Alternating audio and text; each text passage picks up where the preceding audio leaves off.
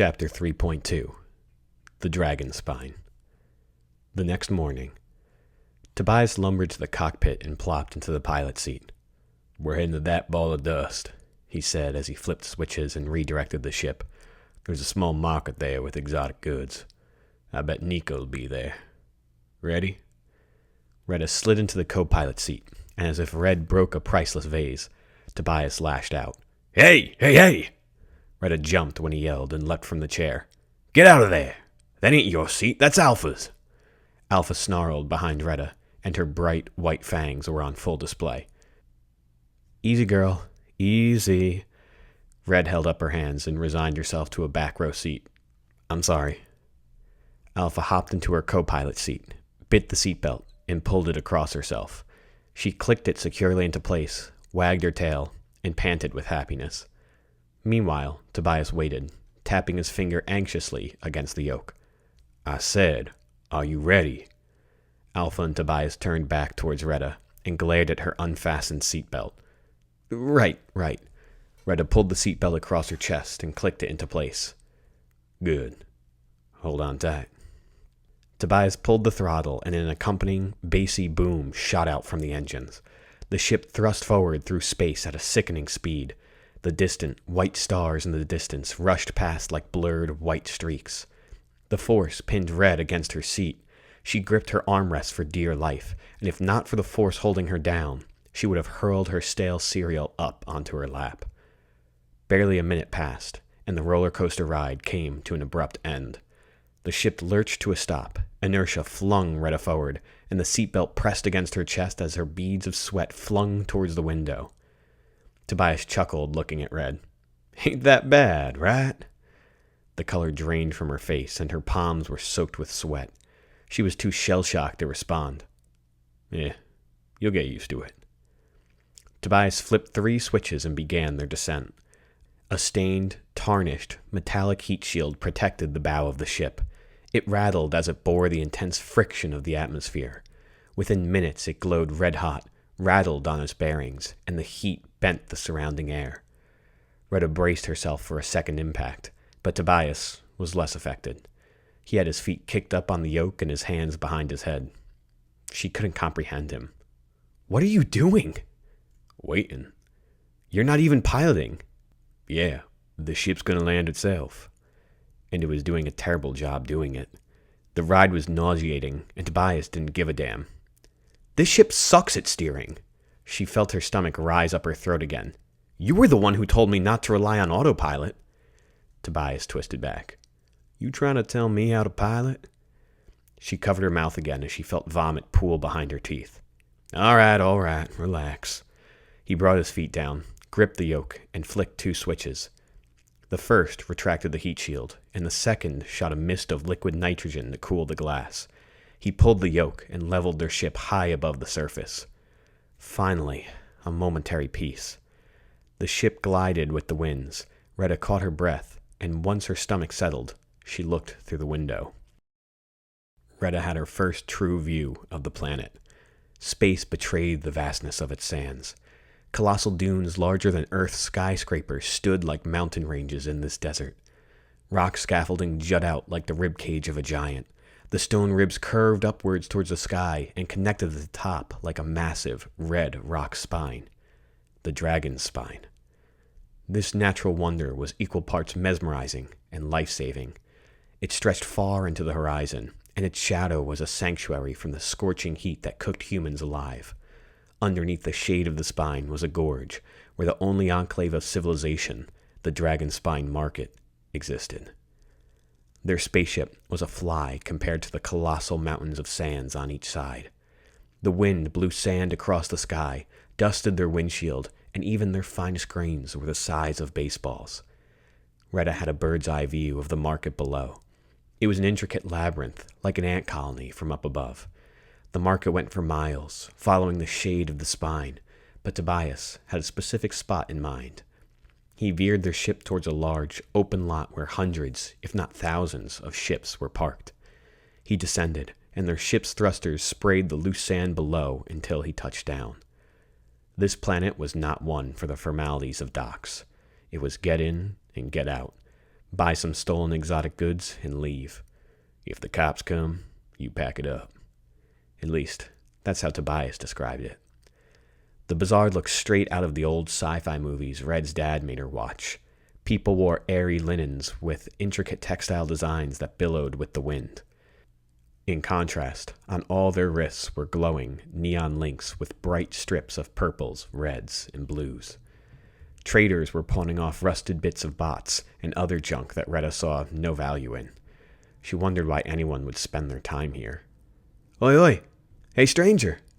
A young man, his face and hands smudged black by oil grease, called out from a shanty shop stand. "Looking for Nexus gear, on the cheap." "Nah," Tobias said, waving him away. "I'm good, kid." The kid ran to him with an arm brace slung around his shoulder. "I got this augment here, though. Shoots a grappling hook to let you pull things close. I'm good." He pressed his palm to the kid's face and shooed him away. Tobias turned to Retta and asked, "You know Nexus?" "A little. I know my mom was investigating them." "Well, get to know them. They're a big deal. They practically own the Outer Reach, and now they're expanding to the inner colonies, in places like this." "What makes them a big deal?" "They make augments. Let you be more than human. Stuff like shoot fire out of your hands or fly." "Oh." "Yeah. People save their whole life to afford one." "What's yours?" "Never believed in it."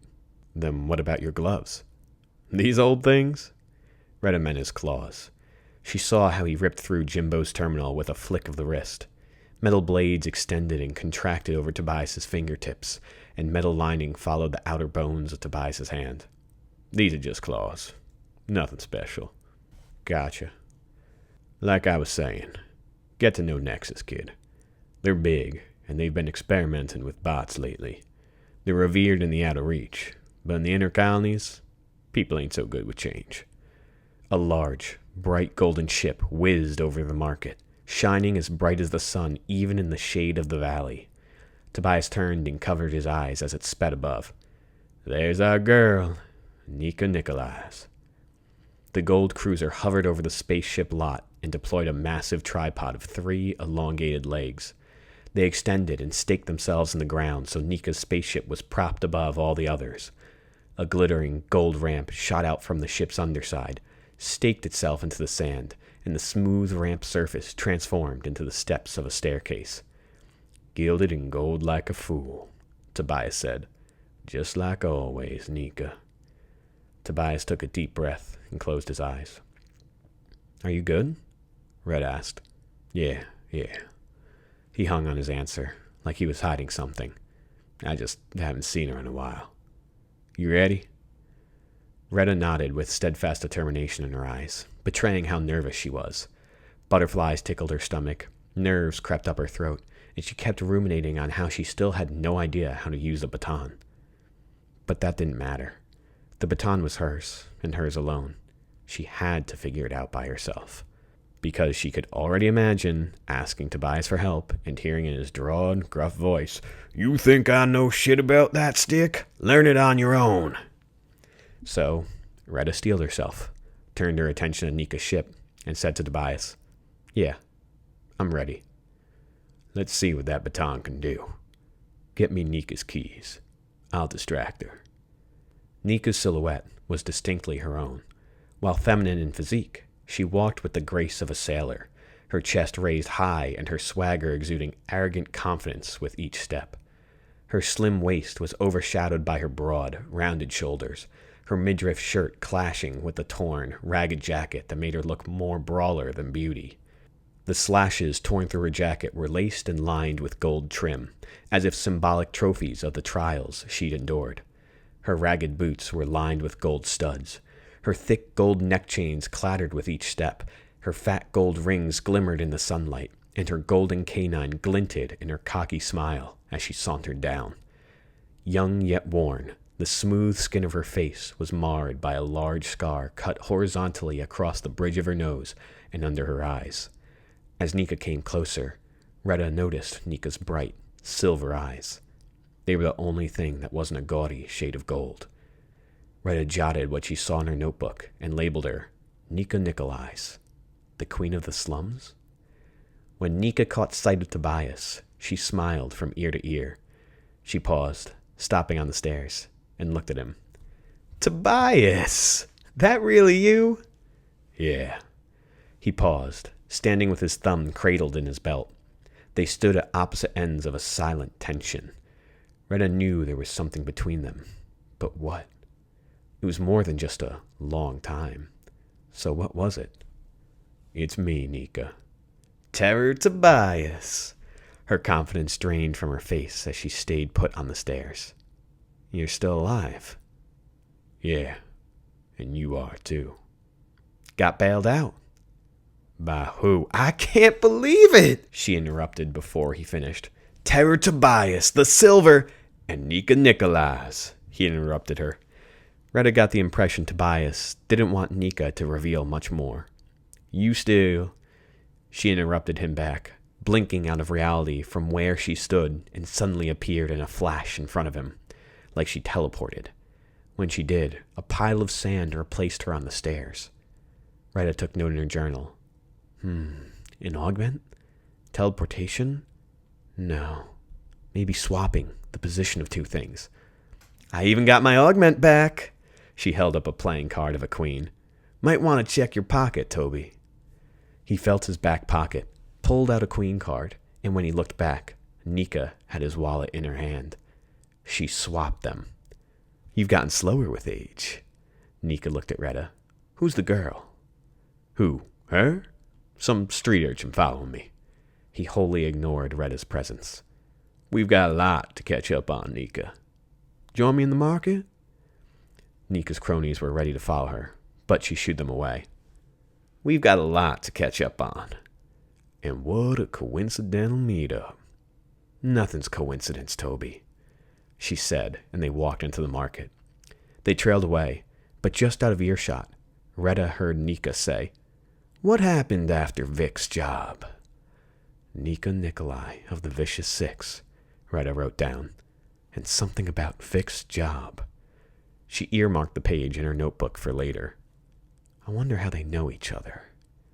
Their conversation trailed off, and Red's curiosity was piqued. She trailed behind them, weaving through the crowds and slipping in and out of earshot. Tailing them would have been easier if an entourage wasn't at Nika's heels. Scalpers and beggars pleaded for her attention in droves. They begged for her, called to her for any chance to get a speck of her gold. Yet, she ignored them wholly. "But we can talk about that later," Retta heard Tobias say. "What have you been up to, Nika? Ship looks new."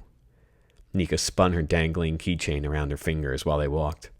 "Yeah, been doing some new work." "What kind?" "I'm always looking for a buck. With Luca. When I feel like it." "But you're supposed to be rotting in jail," Nika said with a biting tone. "What happened to that?" "What they don't know won't hurt them." Tobias deflected the question, but Nika wasn't happy. "Don't play coy, lapdog."